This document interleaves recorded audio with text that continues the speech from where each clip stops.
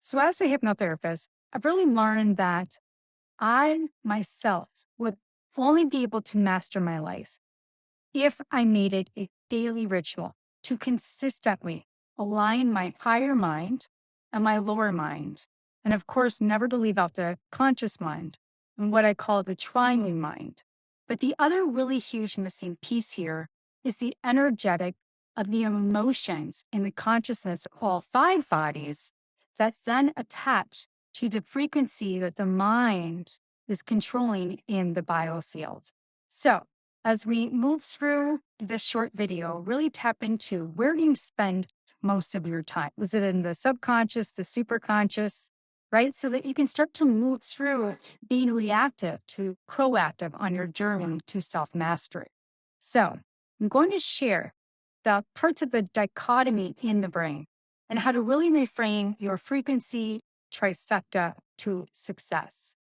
Those dimmers in the lower mind, so you can really start to move into that highest part of the brain where the greatest number of associative interneurons accumulate. So you can create balance and neutrality and spaciousness in your mind. So, as such, you're then better to perceive things objectively versus being in a reactive response.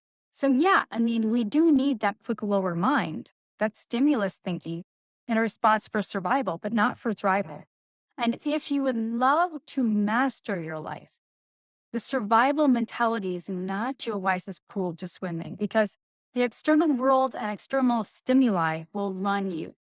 And the subconscious mind stores all the unconscious splits, all the ratios of perception that are imbalanced, where the superconscious mind stores all ratios of perceptions that are balanced and neutral, and they love to create.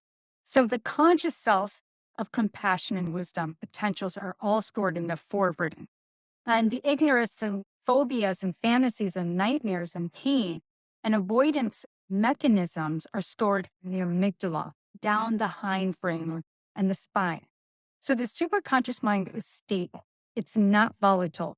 It lives in the energetic outer field of the etheric awareness, and it is connected to everything. It's poised and it's balanced, not all over the place and emotional with reactions.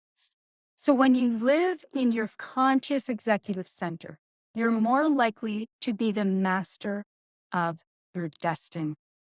And you are able to live by doing and proactively designing how you want to respond, to mitigate risks, and to also feel reward simultaneous versus in that seeking brain, always wanting the reward, that dopamine. And unfortunately, most of that subconscious mind is from our childhood. And any area of your life that you don't take command of or empower, you will likely be run by somebody else. So the question then becomes how? How do you balance your perceptions to activate your executive function and your superconscious mind and your energy? Now, the alchemy in action is meant to allow you to see the collective unconscious, the intangible, and then create that vision and make it tangible by really releasing those energy cords from the subconscious mind and stepping into those higher states of coherence. And we then use our agency to really track what coincides with the intention of the week. And you have support and accountability in a group coherence experience. So here's a summation of kind of what I discussed today. Every time you balance your perceptions and govern yourself, I call that tapping into your superconscious mind. The subconscious mind stores all the conscious and unconscious splits, the ratios, perceptions, and the superconscious mind stores all the ratios and perceptions that are balanced. So the quality of your life is really based on the quality of both the questions you ask and also being the quality of life of the demands of the questions that you take action on in your life by actually putting it into motion.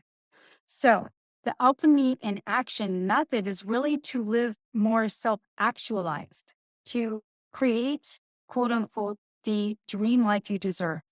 And one of my primary purposes for developing the Alchemy in Action group collective conscious experience is to really take whatever you've experienced that you judged and stored in your subconscious mind, which has weighed you down with gravitational entropy and aged you to prolonged stress, and really integrate an energetic biotuning process that's scientifically structured to reintegrate and to help you lighten up and rebalance both the energetic biofield, but also to create action every single week with a collective group that we pop resistance from the subconscious mind and stress states in the field.